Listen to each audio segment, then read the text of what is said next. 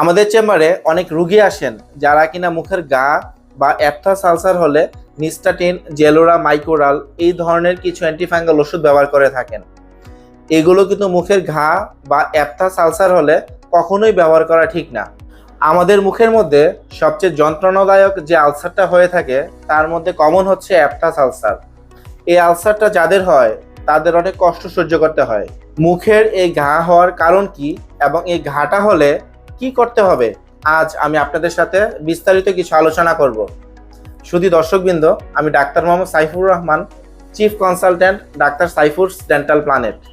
Aphthous ulcer বা মুখের ভিতরে ঘা দেখতে সাধারণত গোলাকৃতি বা ডিম্বাকৃতি হয়ে থাকে। এই ঘা কিন্তু আমাদের মুখে সব জায়গায় হয় না।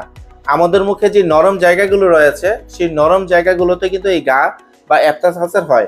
যেমন ঠোঁটে, জিহ্বার নিচে, দাঁতের মাড়ির উপরে, তালুর মধ্যে এই আলসার বা মুখের ঘা হতে পারে। এই আলসারটা কিন্তু 7 থেকে 10 দিনের মধ্যে আবার নিচ থেকে ভালো হয়ে যায়। তবে এক জায়গায় ভালো হয়ে গেলে কিছুদিন পর আবার অন্য জায়গায় দেখা দিতে পারে। মজার ব্যাপার হচ্ছে এই অ্যাপথাস আলসার বা মুখের ঘা কেন হয় এখন পর্যন্ত আবিষ্কার করা সম্ভব হয়নি। অর্থাৎ কোনো ভাইরাস, ব্যাকটেরিয়া বা ফাঙ্গাল এই মুখের ঘা বা অ্যাপথাস আলসার হওয়ার পিছনে জড়িত না। এবং এই কারণেই আমরা যখন দেখি অ্যাপথাস আলসার হলে অনেকেই ফার্মেসি থেকে কিছু ওষুধ বা অ্যান্টিফাঙ্গাল জেল ব্যবহার করে থাকেন। এগুলো আসলে কোনো কাজেই আসে না। আজকের এই ভিডিওতে অ্যাপথাস আলসার বা মুখের ঘা হলে কিভাবে ঘরোয়া পদ্ধতিতে আপনারা ব্যথামুক্ত থাকতে পারবেন এই বিষয়ে কিছু তথ্য দেওয়ার চেষ্টা করব। অ্যাপথাস আলসারের প্রথম কারণ হচ্ছে স্ট্রেস বা দুশ্চিন্তার মধ্যে যারা থাকেন, অর্থাৎ যারা খুব টেনশনে থাকেন তাদের মুখে এই ঘা বা অ্যাপথাস আলসার হওয়ার সম্ভাবনা বেড়ে যায়। আবার বয়সন্ধিকালে যখন আপনার হরমোনের পরিবর্তন হয় তখন হরমোনের পরিবর্তনের কারণেও কিন্তু এই মুখের ঘা বা অ্যাপথাস আলসার হতে পারে। অনেক সময় ভিটামিনের অভাবেও কিন্তু এই মুখের ঘা বা অ্যাপথাস আলসার হতে পারে। কিছু ভিটামিন আছে যেমন vitamin B, iron, folic acid, এই ভিটামিনগুলোর অভাবেও কিন্তু মুখের ঘা বা এই আলসারটা হতে পারে। টুথপেস্টের একটা উপাদান আছে সোডিয়াম লরাইল সালফেট।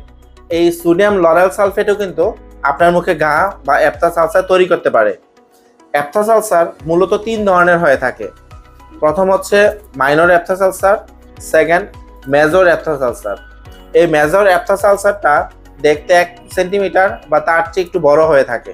এবং থার্ড অ্যাপথাস আলসার হচ্ছে অনেকগুলো ছোট ছোট অ্যাপথাস আলসারের সমন্বয় হয়ে থাকে, যেটাকে আমরা হারপিটিফর্ম অ্যাপথাস আলসার বলে থাকি। মাইনর অ্যাপথাস আলসার খুব কমনলি হয়ে থাকে। এটা নিজে থেকেই হয়, আবার নিজে থেকেই 7 থেকে 10 দিনের মধ্যে ভালো হয়ে যায়। তবে এই আলসারটা হওয়ার পরে রোগী বেশ যন্ত্রণায় ভুগে থাকে। এই যন্ত্রণা থেকে মুক্তি পাওয়ার জন্য আমরা কিছু পদক্ষেপ নিতে পারি। প্রথমেই আমি যেটা বলবো সেটা হচ্ছে খাবারের ক্ষেত্রে অতিরিক্ত মশলা এবং ঝাল জাতীয় খাবার পরিহার করুন। এর পাশাপাশি যে ড্রিঙ্কস বা বেভারেজ বা ফ্রুট জুসগুলো আছে যেমন 7 আপ, ফান্টা, কোকাকোলা, মেরিন্ডা, এই জাতীয় ঝাঁঝালো ড্রিঙ্কসগুলো এই সময় অ্যাভয়েড করা ভালো। অ্যাপথাস আলসার বা মুখের এই ঘা যেহেতু কিছু ভিটামিনের অভাবে হয়ে থাকে, সেহেতু আপনি ভিটামিন বি12, আয়রন, ফলিক অ্যাসিড এই সমৃদ্ধ খাবারগুলো খেতে পারেন। যেহেতু লরাইল সালফেট যুক্ত টুথপেস্ট অ্যাপথাস আলসার হওয়ার জন্য দায়ী, সেহেতু আপনি অ্যাপথাস আলসার বা মুখের ঘা চলাকালীন সময়ে এই লরাইল সালফেট মুক্ত টুথপেস্ট ব্যবহার করবেন। আবার অ্যাপথাস আলসার বা মুখের ঘা হলে আপনি কিছু ওষুধ ব্যবহার করতে পারেন। ওষুধের ক্ষেত্রে খুব কমনলি অ্যাপসোল বা বনজেল এই জাতীয় ওষুধগুলো ব্যবহার করা ভালো। এর পাশাপাশি আপনারা কিছু ঘরোয়া পদ্ধতি অবলম্বন করেও কিন্তু মুখের ঘা বা অ্যাপথাস আলসারের যন্ত্রণা কমিয়ে আনতে পারেন। সর্বপ্রথম আপনারা 1 গ্লাস কুসুম গরম পানিতে অল্প পরিমাণ লবণ মিশিয়ে দৈনিক 3 থেকে 4 বার কুলি করবেন। পাশাপাশি 1 চামচ বেকিং সোডাও কিন্তু 1 গ্লাস পানিতে মিশিয়ে দৈনিক 3 থেকে 4 বার কুলি করতে পারেন। দেখবেন আপনার মুখের যন্ত্রণা কিছুটা হলেও কমবে। ব্ল্যাক টি, যেটাতে আমরা চা খাই, এই ব্ল্যাক টির মধ্যে এমন কিছু উপাদান রয়েছে যেটা আপনার মুখের ঘা বা অ্যাপথাস আলসার দ্রুত ভালো করতে সাহায্য করবে। আপনার ব্যবহৃত চা পাতা বা টি ব্যাগ ঠান্ডা করে দৈনিক 3 থেকে 4 বার আপনার মুখের ঘা যেখানে হয়েছে ওইখানে যদি চেপে ধরে রাখেন তাহলে অ্যাপথাস আলসার অনেকটাই কমে আসে।